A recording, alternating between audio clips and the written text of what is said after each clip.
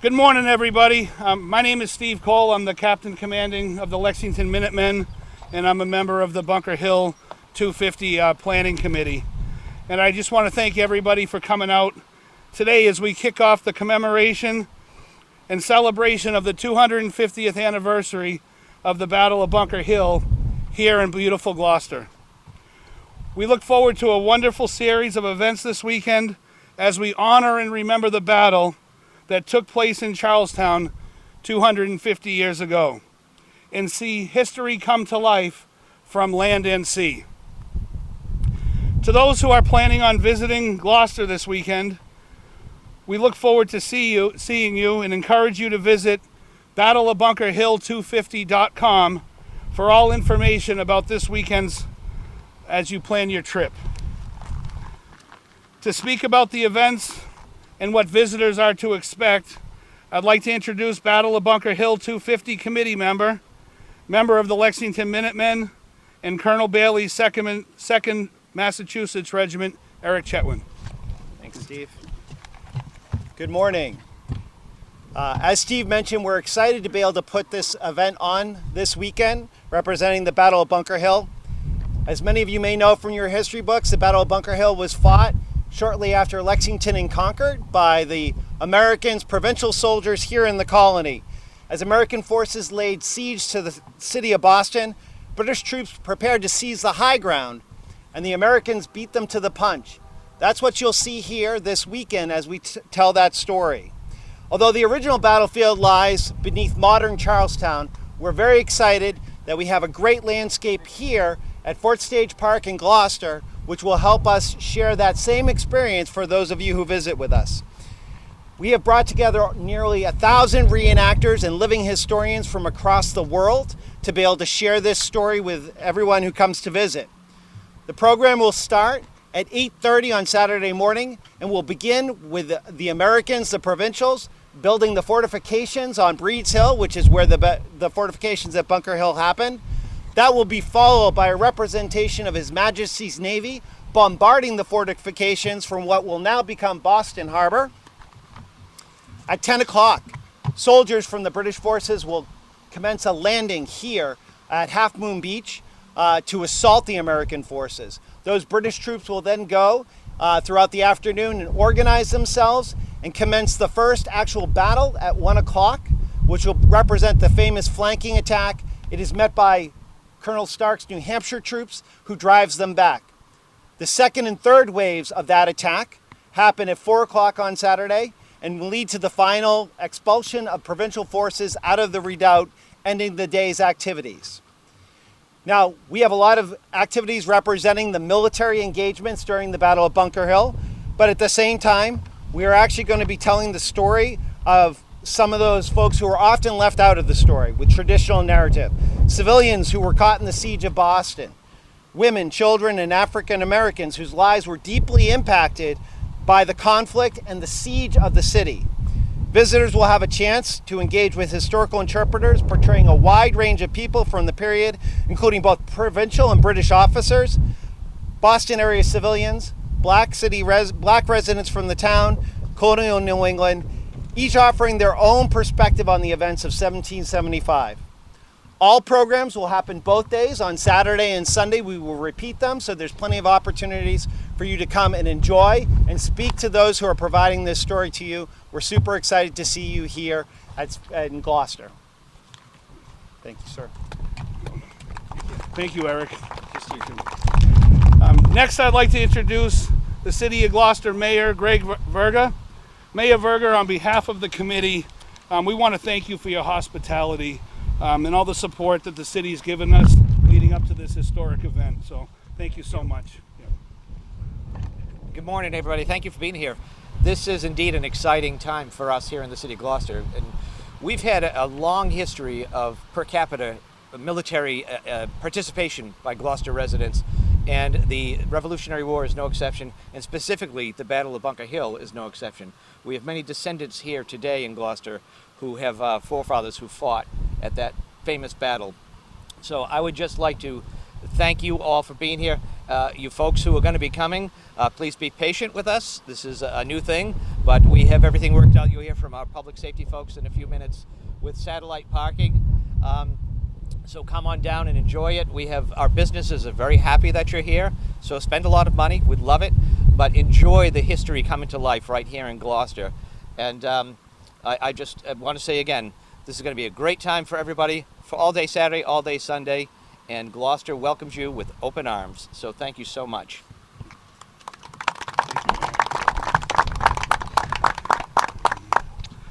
Massachusetts Senate Minority Leader Bruce Tarr is also with us today.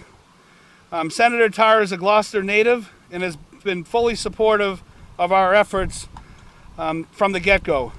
And personal note, we're honored to have him participating in fielding with the Lexington Minutemen Company this weekend. So you'll get a chance to see Senator Tarr out there with the militia. Senator? Thank you. Well, thank you very much, Stephen. Good morning, and it's great to welcome you all, along with our mayor, to the beautiful and historic Port of Gloucester. You can see what an incredible setting this is to reenact this moment in history that is so important to our country and I would dare say our world. And I want to say thank you to everyone who's making that possible. Essex Heritage, the Lexington Company of Militia, Rev 250, our police and fire departments, our DPW, and the 250th Reenactment Committee. Together, they're giving us a unique opportunity in these next couple of days. And that opportunity is to turn back the pages of time to a decisive moment in the history of our nation. A moment where the dedication and commitment of our patriots was tested. The British were watching. They wanted to know, were we committed? Would we make sacrifice? Would we stand firm? And at the Battle of Bunker Hill, the answer to all of those questions was yes. And because of it, the world was put on notice that this conflict, that this war, this fight for liberty, this fight for freedom, was one in which patriots, colonists, Americans would be fully engaged. And that was a turning point. And in fact, it wasn't that much longer after this battle that General Washington himself came to Cambridge to take control of the militia, which became the Army, and carried on the fight for freedom in the United States of America. We have that opportunity because of the time and commitment and the resources that have been provided by everyone around me, and we are deeply grateful for it. As Steve mentioned, for me, this is also a bit personal. There were many, many Tars who fought at the Battle of Bunker Hill from Cape Ann. One of them was one of the youngest people to fight at all at the battle, Jabez Tarr. And he is a ancestor not only of me, but my brother Ringo, who's been instrumental in this committee in making all of this happen. And so I will be honored to participate with the Lexington Company of Minutemen on that day and to think back to that moment, that golden, precious moment in the history of our country where folks said they would pay any price and stand against the most powerful army in the world to make sure that succeeding generations would have the blessing of liberty and freedom. Today, endowed with that blessing, we all look forward to recreating that moment, remembering just what it took and remembering our obligation to carry it forward. Thank you all very much. Thank you, Senator. Thanks, Steve. Next, I'd like to introduce Annie Harris, who's the CEO of Essex Heritage and one of the organizers of these events. Annie was very instrumental in helping us choose Gloucester as a location for these events. Annie?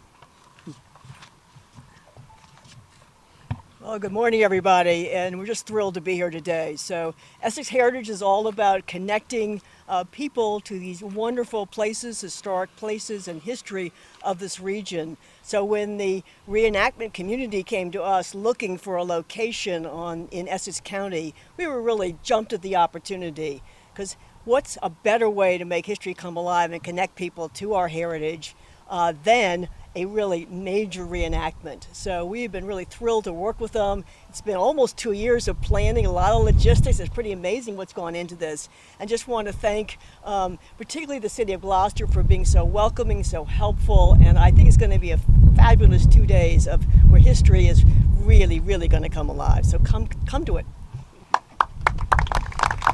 Thank you, Annie. Next, I'd like to introduce an author, a historian, and a dear friend of mine, and member of the Lexington Minutemen, who will share with you the history of the Battle of Bunker Hill, Alex Kane.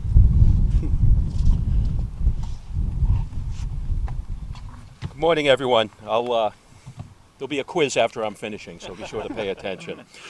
We're here this weekend to commemorate the 250th anniversary of the Battle of Bunker Hill, which is one of the most significant engagements of the American Revolution. It's also an engagement that was Essex County's fight. Inside the redoubt was Fry's battalion, which was composed of Merrimack Valley men from Essex County. Rushing to the rail fence to support the fight before the first attack was Little's regiment, which was composed of Newburyport men, North Shore men, and Cape Ann men. Standing in reserve during this time were men from Salem, Beverly, and Marblehead under the command of Glover. The Battle of Bunker Hill actually took place on a smaller hill known as Breed's Hill. The night before the battle, approximately 1,000 troops under the command of Colonel William Prescott were ordered to fortify the area. However, for some unknown reason, the soldiers did not fortify Bunker Hill and instead fortified Breed's Hill. They built a fortification under the cover of darkness. However, at dawn, British Royal Navy as well as the British Royal Artillery noticed the new American redoubt, prompting an immediate bombardment. Despite intensive fire, little food or rest, the colonial troops, many of them from Essex County, held firm, anxiously awaiting reinforcements. After a council of war, General Thomas Gage, along with Generals Howe, Clinton, and Burgoyne, quickly launched an amphibious landing to dislodge the American position. By early afternoon, approximately 2,000 regulars landed at Charlestown. Among the first reinforcements to enter the field during this landing were troops from New Hampshire, just north of Essex County, men from Rockingham County, under the command of Colonel John Stark. They took up a defensive position along a rail fence and fortified the shoreline along the Mystic River. Also arriving at this time was perhaps one of the most significant political and military leaders in the American cause, General Joseph Warren, who, although held the highest commanding rank on the battlefield for the American forces, chose instead to serve as a private and as a gentleman volunteer, thereby inspiring the men who served inside the redoubt. The British launched 3 assaults. The first 2 were disastrous. The Americans held their fire until the troops are almost on top of them. The famous "don't fire until you see the whites of their eyes." British light infantry and grenadier companies were absolutely torn apart. Entire companies suffered upwards of 90% casualty rates as they attempted to assault the American position. Other companies lost 3/4 and 9/10 of their companies. By the third assault, the Americans were exhausted and unfortunately dangerously low on ammunition. Many men, out of fear, decided to desert. Despite desperate attempts by Connecticut leader Israel Putnam to rally reinforcements, the redoubt could not hold and collapsed after the third final assault. In a brutal hand-to-hand combat scenario, many colonists fell by the way of the bayonet. Joseph Warren, sadly, was shot in the head and was killed. Though the British ultimately took the ground, it was at a costly victory. Over 1,000 casualties, more than half of their engaged forces, including over 100 British officers, were killed. The Americans suffered 450 casualties, most of them as they fled the battlefield after the redoubt collapsed. British General Clinton would later remark, "A few more such victories could have shortly put the British Empire to an end in America." This battle symbolizes the American resistance and convinced many on both sides of the conflict that the American Revolution would not be easily resolved. Thank you very much. Thank you, Alex. Now I'd like to introduce Lieutenant Jeremy Nicastro of the Gloucester Police Department, who is the incident commander for the weekend, and Gloucester Assistant Fire Chief and Emergency Management Director Robert Rivas, who are speaking about public safety.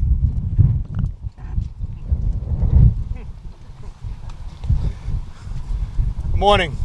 My name's Lieutenant Jeremiah Nicastro. I'll be assigned the incident commander for the weekend for the Battle of Bunker Hill. That assignment has been made by our Police Chief Ed Conley. This weekend brings tremendous weather in Gloucester, and with tremendous weather we get tremendous traffic. We ask you, if you are not attending the Bunker Hill events and not parking for the Bunker Hill events, to avoid the area of Stage Fort Park in Howe Avenue. We will have 2 electronic signboards along Essex Avenue that will state which parking lots are full. If the parking lots are full, do not waste your time and try to go to those parking lots. You can go on our Gloucester Police Facebook page. It's Gloucester Police Department officials in parentheses, and we will post throughout the day which parking lots are full. With good weather brings beach traffic, brings traffic all throughout the city. It also brings boat traffic. The drawbridge behind me will be going up and down throughout the day. We have to practice patience and safety. Please be cautious of the additional personnel and pedestrians in the street. Your head should be on a swivel looking for people crossing the street. Safety is our overall priority, and we look forward to a great weekend. Thank you. Good morning. Assistant Chief Bob Rivas. I just want to reiterate what Jeremy just said. We just want to welcome everybody and hopefully have a nice, good event, and everybody be safe. Thank you.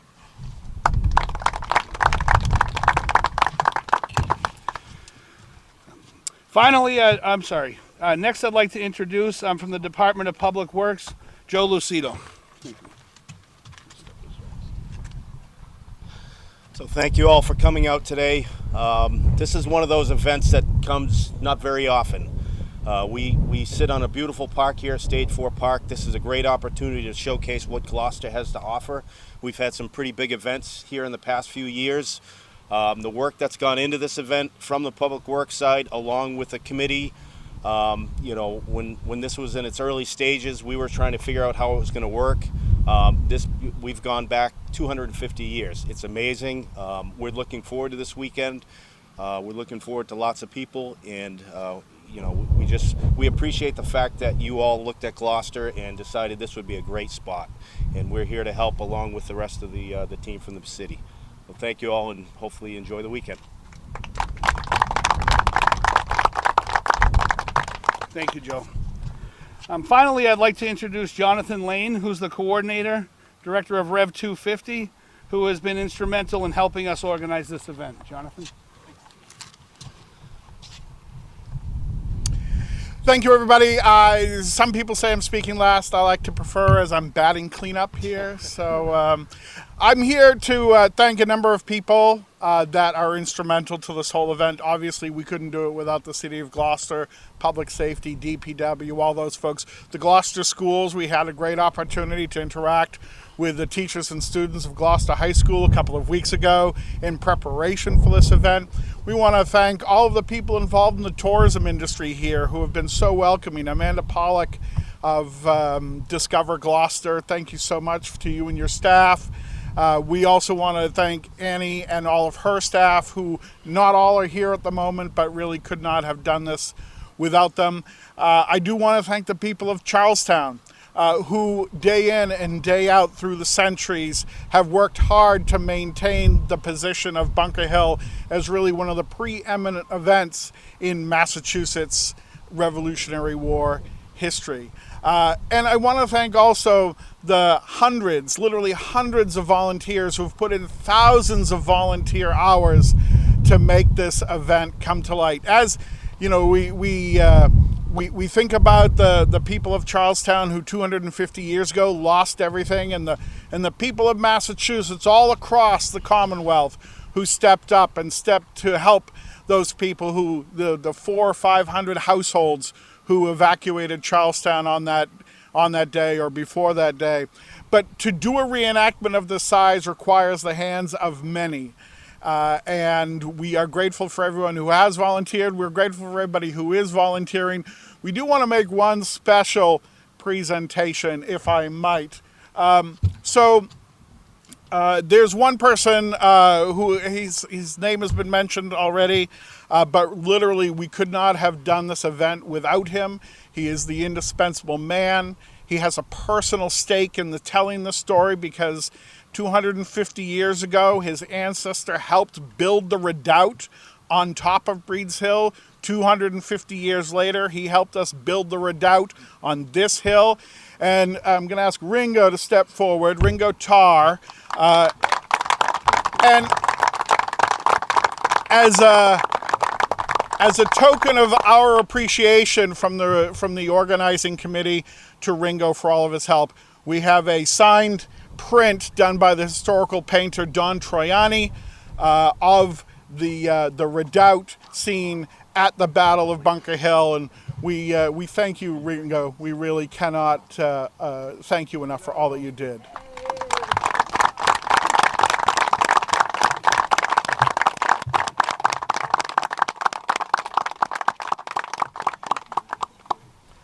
Thanks, Ringo. Thanks. Thank you.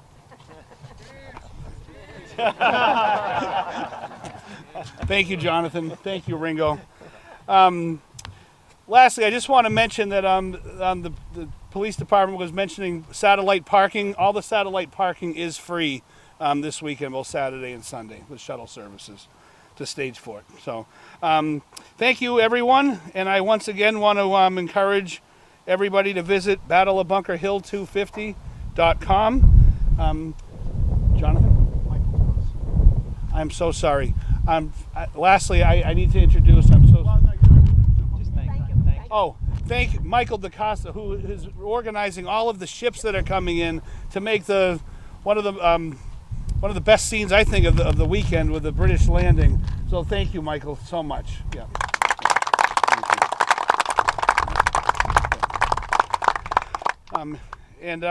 Again, everything can be, all the information on battleofbunkerhill250.com. And at this time, we can open it up for questions. How many reenactors are you going to have? And then how many on each side? Yeah, we're expecting a total of around a little over 1,000 reenactors.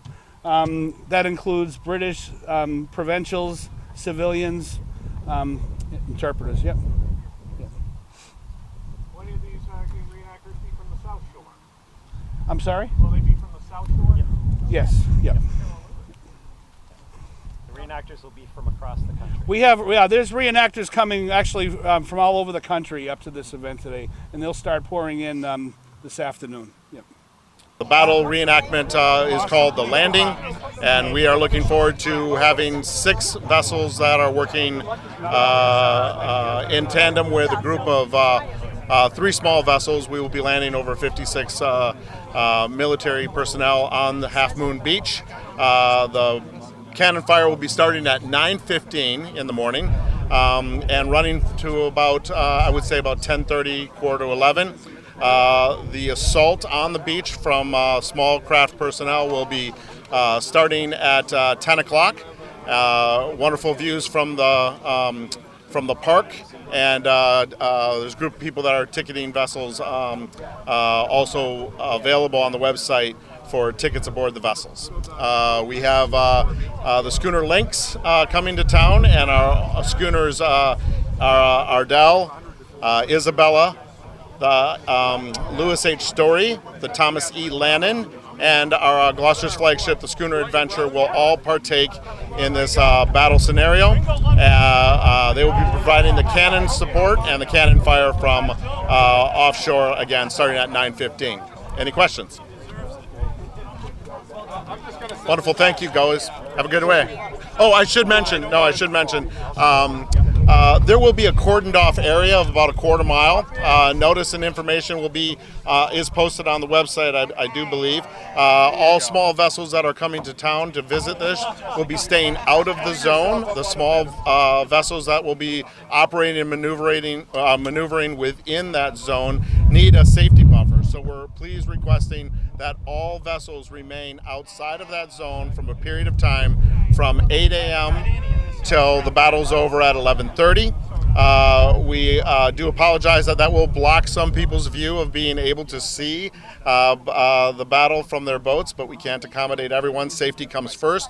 We ask everyone that is from the boating community to be considerate. Again, as the chief said, keep your head on a swivel. Make sure that you are aware of there should not be any wind, but make sure that you are aware of your surroundings. There will be a bunch of small craft around, and we ask everyone to practice safe boating habits. Thank you. Sure. Michael DeCoster, DeKoster. Thank you, folks.